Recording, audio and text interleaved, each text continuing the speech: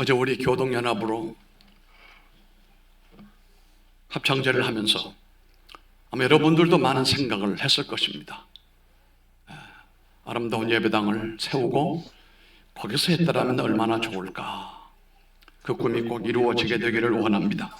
저는 우리 교회가 무엇보다도 신령한 교회가 되기를 원하고 건강한 교회가 되기를 원하며 성장하는 교회에 영향력을 끼치는 교회가 되기를 늘 원했습니다. 세계적인 작가인 실존주의 철학자 쉐렌 키에르케고르라고 하는 사람은 이런 말을 했습니다. 내가 절실한 것은 무엇을 알아야 하는가가 아니고 무엇을 해야 하는가를 뚜렷이 정립하는 것이다. 그것은 나 자신을 이해하는 것이고 하나님을 실제로 내가 무엇을 하기를 바라시기를 확인하는 것이고 내가 위에서 살 수 있고 죽을 수도 있는 이념을 발견하는 것이다 라고 말했습니다. 이런 신학적이고도 철학적인 바탕 위에 서 있는 인생이라고 한다면 어떤 환경 가운데도 흔들리지 않습니다. 우리의 삶에도 철학이 필요 없는 것이 아닙니다. 특히 실존주의 철학이라고 하는 것은 실존, 나라고 하는 존재 얼마나 중요한지 몰라요. 나를 모르는데 어떻게 세상을 알겠습니까? 키에르케고르는 이런 신학적이면서도 철학적인 틀 위에서 인생을 살아가고 자신을 이해하고 살아온 나머지 그 인생이 하나님의 일을 생각을 하고 하나님 편에 서는 길을 걸어가면서 큰 믿음의 사람으로 살아갈 수가 있었습니다.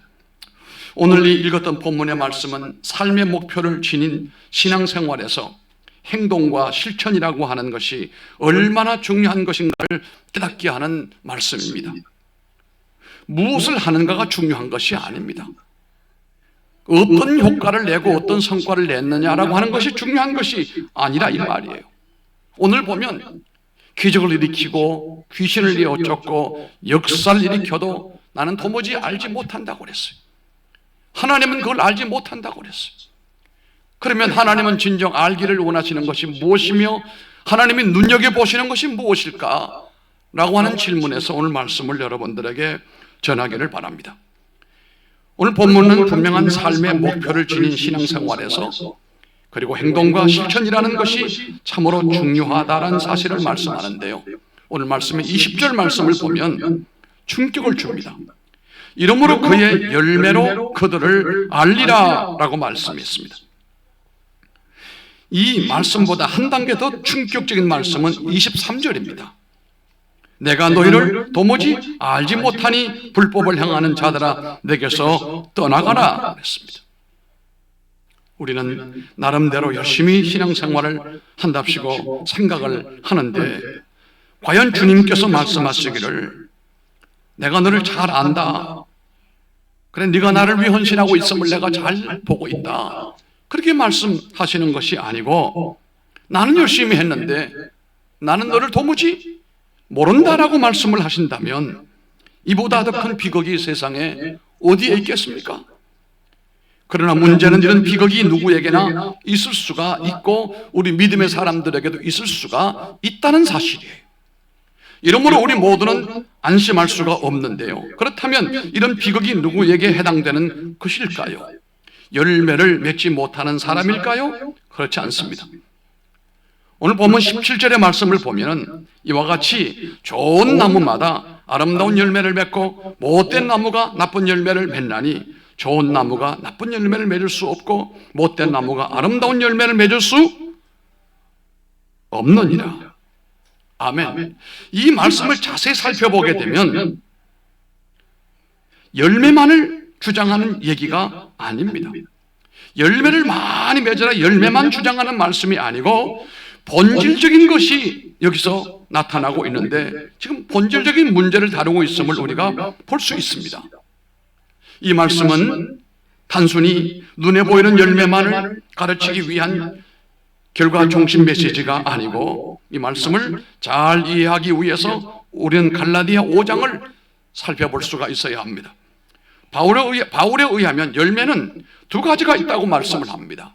5장에서 하나는 성령의 열매이고 또 하나는 육체의 열매라 말씀했습니다. 5장 22절에 특별히 보면은 성령의 열매라고 하는 것은 사랑과 희락과 화평과 오래 참음과 자비와 양선과 충성과 온유와 절제라 이렇게 말씀하시고, 육체의 열매라고 하는 것은 또 성령의 열매와 상반적으로 19절에서 21절까지 말씀합니다. 음행과 더러운 것과 호색과 우상 숭배와 술수와 원수 맺는 것과 분쟁과 시기와 분냄과 당짓는 것과 이단과 투기와 술취함과 방탕함이라 그렇게 말씀을 했습니다. 그런데 중요한 것은 성령의 열매나 육체 열매는 밖으로 나타나는 행동이나 표현인데요, 어떻게 해야 의무의 외부의 그러한 열매를 풍성하게 맺을 수가 있겠습니까? 우리 성도들은 누구나 좋은 인격과 생활을 날마다 원하죠. 사람들에게 향기를 전하면서, 그리고 또 인정받는 믿음의 사람이 되기를 원하잖아요. 날마다 싸우며 살고 싶어하는 교인이 어디 있겠습니까? 술에 찌들고 가정을 잡초무성한 화단처럼 만들어 일그러진 얼굴로 생활하기를 원하는 사람이 세상에 어디 있겠습니까?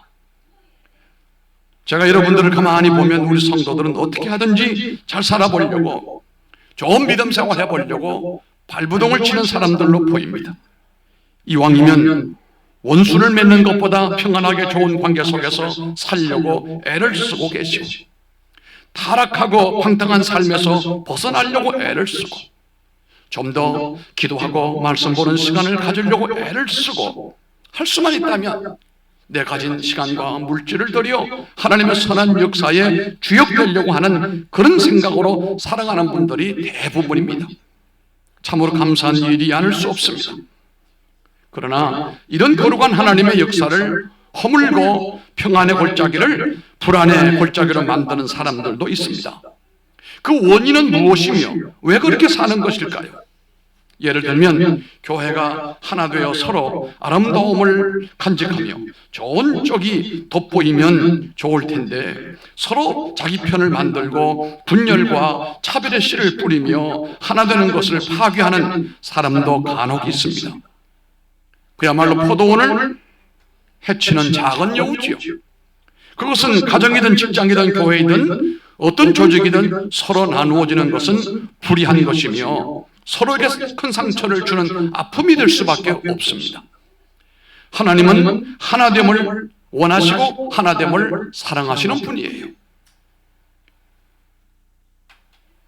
교회는 하나됨을 강조할 때 공동체가 살고, 실제로 하나가 되면 하나님께서 우리들에게 감춰 놓으신 놀라운 선물들이 있습니다. 성도들의 개인과 가정과 사업에 놀라운 축복이 있습니다. 그런데 이질적인 요소가 있고, 주의 종이 목양을 하고 교회를 이끌고 나가는 가운데 한결같지가 못하고 다른 소리를 내고 다른 방향을 주관하는 사람이 있다고 한다면 그건 사탄입니다. 그 단체나 교회는 절대로 아름다워질 수가 없는 것입니다. 그 사람이 사라져야 그 교회는 정상적인 모습으로 발전하게 될 수 있습니다. 교회를 사랑하는 사람들의 경험담을 보면 혼자 주의 일을 하는 것보다 둘이서 하는 것이 훨씬 더 효율적이고 힘이 생긴다라고 말씀을 해요. 두 사람이 하기보다 세 사람이 함께 했을 때 훨씬 더 격려가 되고 효율이 높더라, 하나님의 역사도 높더라, 그렇게 말을 합니다. 우리는 늘 봉사의 일이든 수고하는 모든 사역을 위해서 목사 혼자서가 아니라 어떤 책임을 맡은 사람뿐 아니라 모두가 같은 마음과 같은 믿음으로 하나가 되어야 됩니다. 이질적인 요소는 다 빠져버리고 모두 공감을 할 수 있는 동질적인 요소로 똘똘 뭉쳐져야 됩니다. 여기에 하나님께서 복을 주시는 것입니다. 주일 예배인 경우도 모두가 하나 되어 열심으로 은혜를 사모하며 힘껏 찬송하고 말씀을 경청을 하게 되면 주님의 날은 우리 모두에게 축제의 날이요, 감동의 날이요, 주의 음성을 듣는 날이에요. 하나님의 축복을 경험하는 날이다, 이 말씀입니다. 주일마다 하나됨의 영을 일깨움으로써 한 마음과 한 입으로 하나님께 영광을 돌리는 모습을 하나님은 보시기를 원하시고, 좀 더 본문 내용을 깊이 있게 살펴보게 되면은 그날에 많은 사람이 나더러 이르되 주여 우리가 주의 이름으로 선지자 노릇을 하고 주의 이름으로 귀신을 쫓아내고 주의 이름으로 많은 권능을 행치 아니하였나이까. 이때 주님께서 뭐라고 말씀하시죠? 난 너희를 도무지 모른다 말씀합니다. 이런 불행이 어디에 있습니까? 그들은 생각하기를 선지자 노릇이나 귀신 쫓아내는 것이나 권능을 행하는 것이 이게 주님을 위한 것이라고 생각을 했던 겁니다. 그러나 주님이 지금 요구하시는 것은 내가 무엇을 했느냐가 아니고 그 직분을 행할 때 누구를 쫓아 행했느냐, 누구 능력으로 행했느냐, 누구 이름으로 행했느냐라고 하는 겁니다. 그러니까 목사 노릇하면서도 성령을 쫓지 아니하고 육체를 쫓아다니면 하나님과 상관없는 일이다 이 말이에요. 그가 교회를 세웠든지 귀신을 내쫓았든지 주님의 영을 의지하고 주님의 성령으로 하지 않은 것은 하나님이 인정을 못하시겠다는 겁니다. 병을 낫게 했느냐, 말씀을 전했느냐, 능력을 나타냈느냐가 중요한 것이 아니고 그것이 성령을 쫓아 행한 것이냐 이 말씀이에요. 쉽게 말씀드리면 하나님의 뜻대로 한 것이냐 아니면 사람의 뜻대로 했느냐 이것입니다. 21절에 살펴보게 되면 나더러 주여 주여 하는 자마다 천국에 들어갈 것이 아니요 다만 하늘에 계신 아버지의 뜻대로 행하는 자라야 들어가리라 말씀합니다. 어느 날 바리새인들이 구제를 크게 합니다. 그런데 나팔을 불면서 합니다. 기도를 하는데 회당과 큰 거리 입구에서 사람들에게 보이려고 폼 잡고 기도를 합니다. 이런 사람에게 예수님께서 마태복음 6장 1절에 말씀하기를 사람에게 보이려고 하는 그 모든 것, 그들 앞에서 너의 의를 행치 않도록 주의하라. 그렇지 않으면 하늘에 계신 너희 아버지께 상을 얻지 못하리라 말씀했습니다. 무엇을 했느냐, 어떤 일을 했느냐가 아닙니다. 성경의 말씀은 그게 아닙니다. 무엇을 쫓아 행했느냐, 누구 능력으로 누구 이름으로 했느냐 이 말씀입니다. 성령을 쫓아서 했느냐 아니면 육신을 쫓아서 했느냐, 사람에게 보이려고 했느냐, 정말로 하나님의 뜻대로 했느냐. 우리는 주 성령께서 자신의 마음을 움직이시고 우리에게 감동을 주실 때에 전적으로 아멘으로 순종하면서 주님께서 감당할 수 있는 능력과 모든 조건을 만들어 주심을 굳게 믿으시기를 바랍니다. 그러므로 무엇을 하든지 주님의 이름으로 하시기 바랍니다. 그러나 예수님 앞에서 말씀 듣던 사람들이 이렇게 말씀을 들으면서도 이해를 하지를 못했어요. 사실은. 때문에 예수님은 그들을 이해시키기 위해서 예를 하나 들었는데, 그게 오늘 본문에 보면은 반석 위에 집을 지은 사람과 모래 위에 집을 지은 사람, 두 종류의 사람이 있다. 비유입니다. 첫째, 모래 위에 집을 지은 사람의 비유를 통해 더 구체적인 설명을 하시는데, 두 사람이 함께 자신들의 집을 짓는데, 그런데 얼마 뒤에 큰 홍수가 났습니다. 집은 지었는데 모래 위에 지은 집은 크게 무너지고 반석 위에 지은 집은 건재했다고 했습니다. 여기 한 집은 비가 그렇게 세차게 내리고 창수가 났어도 끄떡하지 않았고, 한 집은 다 떠내려갔습니다. 뭐 때문일까요? 한 집은 좋은 자재를 쓰고 비싼 설계를 해가지고 어떤 경우에도 흔들리지 않은 그런 구조로 집을 지어서 그렇습니까? 아닙니다. 전혀 그게 아닙니다. 한 사람은 그 집을 반석 위에 지었고 한 사람은 모래 위에 지었기 때문입니다. 좀 더 설명을 하면 24절 26절의 말씀을 보면, 그러므로 누구든지 나의 이 말을 듣고 행하는 자는 그 집을 반석 위에 지은 지혜로운 사람 같으니 비가 내리고 창수가 나고 바람이 불어 그 집에 부딪혀도 무너지지 아니하나니 이는 주초를 반석 위에 놓은 연고요 나의 이 말을 듣고 행치 아니하는 자는 그 집을 모래 위에 지은 어리석은 사람 같으리니 비가 내리고 창수가 나고 바람이 불어 그 집에 부딪힘에 무너져 그 집이 심하리라. 아멘. 다 같이 생각을 해보겠습니다. 여기서 지혜로운 사람이 누굽니까? 지혜로운 사람이라고 하는 사람은 반석 위에 집을 짓는 사람이에요. 반석 위에 집을 짓는다는 그 말은 뭡니까? 하나님의 말씀대로 짓는 사람이고 하나님의 힘으로 집을 짓는 사람이에요. 여기서 집을 짓는다는 것은 우리가 사는 하우스만 얘기하는 것이 아닙니다. 우리가 손으로 하는 모든 일들이 그렇다는 거예요. 내 기업도 그렇고 자식들 키우는 것도 그렇고 우리 모든 가정의 일들이 다 그렇다 이 말이에요. 여기서 우리가 말씀하는 것은 지혜로운 사람이 되어야 된다. 지혜로운 사람은 반석 위에 짓는 사람이다. 반석 위에 짓는 사람이라고 하는 것은 하나님의 말씀대로 성령의 능력을 덧입어서 하게 되면 불가능이 가능하게 되어진다는 그런 말씀입니다. 이 반석, 페트라자잖아요. 이 반석을 생각하면 우리가 베드로를 생각을 해요. 베드로가 신앙 고백을 했습니다. 주는 그리스도시요 살아계신 하나님의 아들입니다. 정말로 짧고도 간결하고도 기막힌 신앙 고백을 했어요. 이때 예수님이 하신 말씀이 내가 이 반석 위에 이 신앙 고백 위에 교회를 세우리니 교회가 모래 위에 세워지거나 세상의 철학이나 세상 가치 위에 세워지면 그 교회는 오래가지 못합니다. 반드시 그 교회는 망하게 되어 있습니다. 그러나 아무리 초라해 보여도 주의 이름으로 주의 말씀대로 성령의 인도를 받아 세운 교회는 반석 위에 세운 교회예요. 그 교회는 세월이 지나고 환란이 오고 역경이 오지만 흔들릴 수 있을는지 몰라도 무너지지는 않아요. 무너질 듯 하다가 다시 일어납니다. 깨어질 듯 하지만 다시 회복이 되어지게 됩니다. 결국은 하나님께서 존귀한 도구로 쓰시게 되는 것이죠. 여러분의 인생도 그렇게 사시길 바랍니다.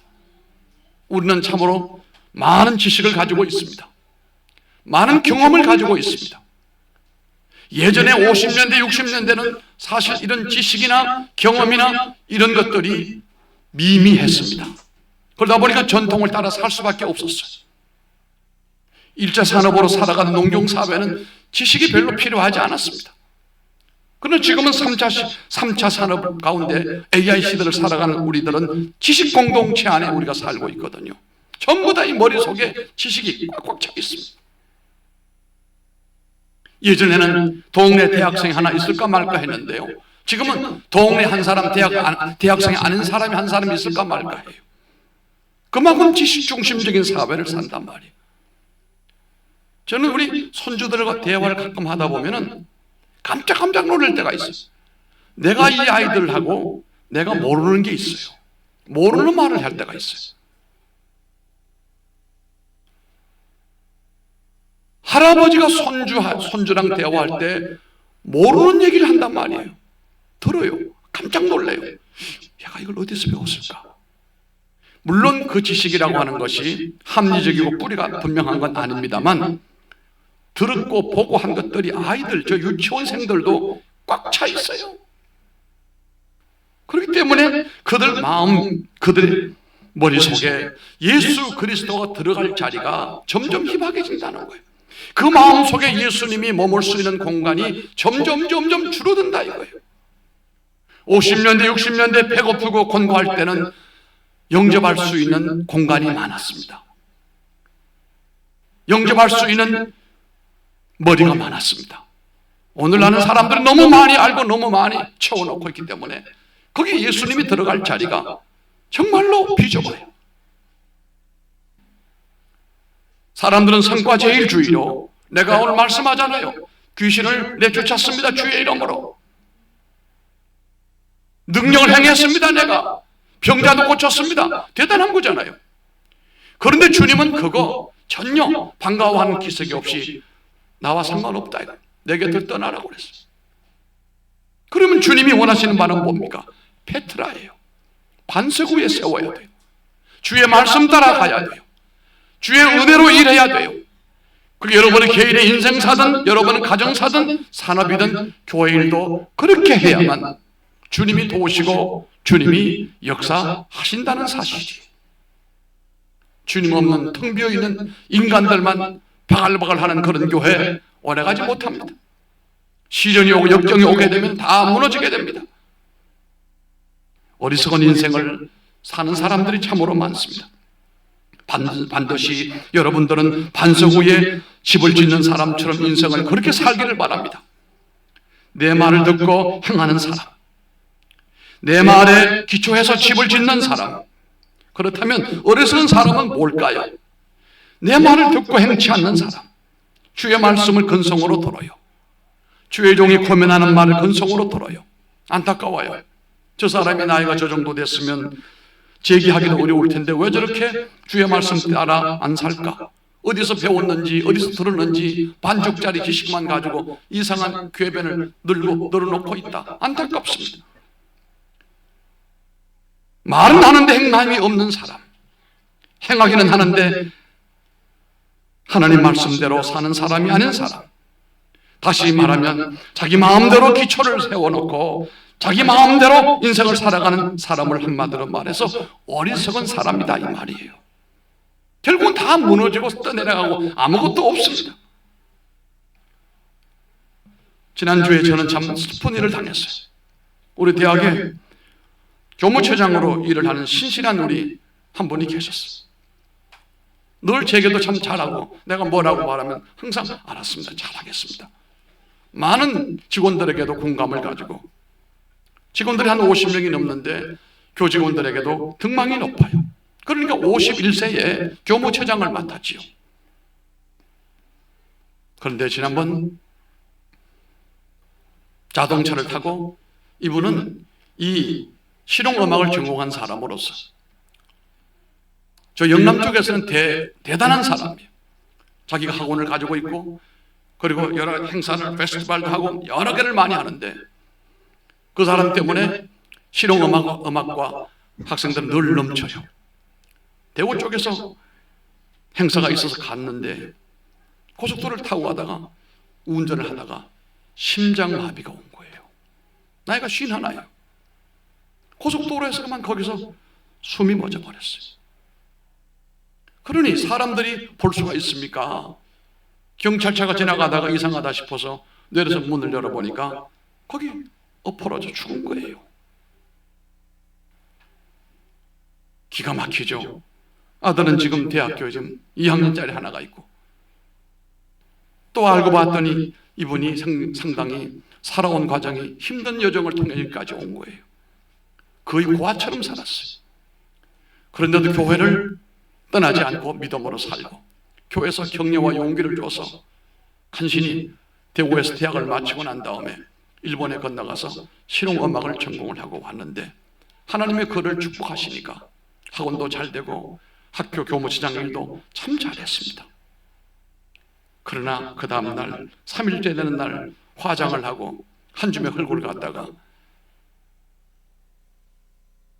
묘비 표석 하나 사와놓고 그냥 묻어버리고 다 떠나는 거예요. 교수들이 돌아와서 내가 물었어요. 이게 인생이다. 이게 인생이다. 울어주는 사람이 있고 눈물 흘려주는 사람은 있어서 다행이지만 가는 사람으로서는 이것이 졸업이다. 이것이 끝이. 그래도 그 사람은 울어주는 사람이 있고 애타는 사람이 있고 그 사람을 기억하겠다고 하는 사람들이 있으니까 다행이겠지만 너무 안타까운 일이죠. 이 땅에서 우리가 이것이 영원할 줄로 믿는다든지 이것밖에 없다라고 믿는 사람은 이거 다 아직도 인생을 잘못 살고 있는 거예요. 오직 하나님 외에는 의미가 없고 하나님의 계심으로 내가 존재하고 하나님의 계심으로 내가 오늘도 은혜를 입어서 산다. 주님 주시는 능력을 공급받아서 주님 영광을 위하여 멋지게 살아봐야 되겠다. 하지 아니하면 그 모든 수고로움은 한 줌의 흙으로 끝나가고 마치 모래 위에 집을 지었는데 홍수가 나서 떠내려가므로 아무것도 없는 것과 똑같은 것이다 이 말이에요. 사실 이 큰 비가 내려서 집이 무너져서 떠내려가는 건 무서운 일입니다. 그리고 옛 어른들이 그렇게 말씀을 해요. 불이 나도 불이 다 타도 그래도 죄는 남는다. 그런데 비는 홍수가 나면은 흔적도 없이 싹 쓸어버린다. 믿음으로 살지 아니하면 그 자리는 아무 흔적이 없습니다. 누가 날 알아주는 사람도 없을 것이고 기억에도 없는 존재가 되죠. 그러나 우리가 반석 위에 집을 짓고 주님의 능력을 덧입어서 살고 은혜를 입어 말씀에 순종하여 살아가는 삶에는 반드시 기억될 수밖에 없는 하나님의 기념비적인 존재가 될 뿐만 아니라 후대의 사람들도 그를 잊지 아니한다는 그런 말씀입니다. 신앙의 제일 큰 병이 무엇인지 우리가 알아야 됩니다. 성경이 요구하고 주님이 기뻐하는 것과 상관이 없는 신앙과 열심, 이것이 문제입니다. 이 어리석은 사람입니다. 어리석은 사람은 자기 멋대로 기초를 만들고 자기 멋대로 집을 짓는 사람이에요. 오직 주님의 말씀은 참고하는 정도예요. 그러나 자기 생각대로 하는 거예요. 우리는 자기가 좋은 것이 하나님도 좋을 것이다 라고 생각하지 마시기를 바랍니다. 내가 좋아하니까 하나님도 좋아하실 것이다. 절대로 그거 아닙니다. 그건 신앙이 아닙니다. 자기가 좋아하는 것을 하나님도 좋아해 달라고 기도하는 것도 잘못된 기도입니다. 신앙은 내가 원하는 것 하나님이 원해 달라고 하는 것이 아니에요. 하나님이 원하시는 바를 내 생각을 고쳐서 내가 원해야 된다. 하나님이 원하시는 길을 내가 확인하고 난 다음 그 길로 가는 것이 신앙인 줄로 믿습니다. 우리가 하나님이 원하시는 그 길을 가면 좁은 길이 넓은 길이 되고 형통한 길이 됩니다. 하나님의 길이 아닌 내 길을 가면서 하나님 도와달라고 하면요, 그 사람의 가는 길은 첩경이 없어요. 권고합니다. 주를 위하여 걷는 길과 주 앞에 부름받아 가는 길은 자기를 죽이지 않고는 갈 수가 없는 길이거든요. 철저히 우리는 우리를 죽이고 주의 말씀과 주의 도를 따라서 걸어가야 됩니다. 주의 말씀은 내 발등상에 뭐라고 그랬습니까? 빛이라고 하지 않았습니까? 자기가 하고 싶은 것만 하면서 자기를 자랑하면서 자기 일을 하는 사람, 대접받으면서 이 길을 가지는 못합니다. 이 주의 길은 언제나 자기를 쳐서 십자가의 못을 박아버리고 언제나 주의 말씀에 아멘 아멘 하면서 순종할 때, 순전한 순종이 있을 때 그는 반석 위에 집을 짓는 사람입니다.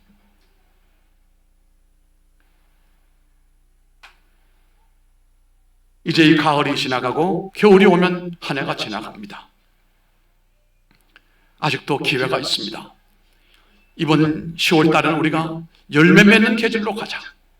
열매 맺는 신앙인으로 살자. 열매가 넘치는 교회가 되게 하자. 이런 슬로건으로 우리가 살아가는 가운데 있는데요. 원래는 참 풍년이 예년에 비해도 부족함이 없어 보여요. 포도도 맛있고 과일도 맛있고 곡식은 풍년이 들고.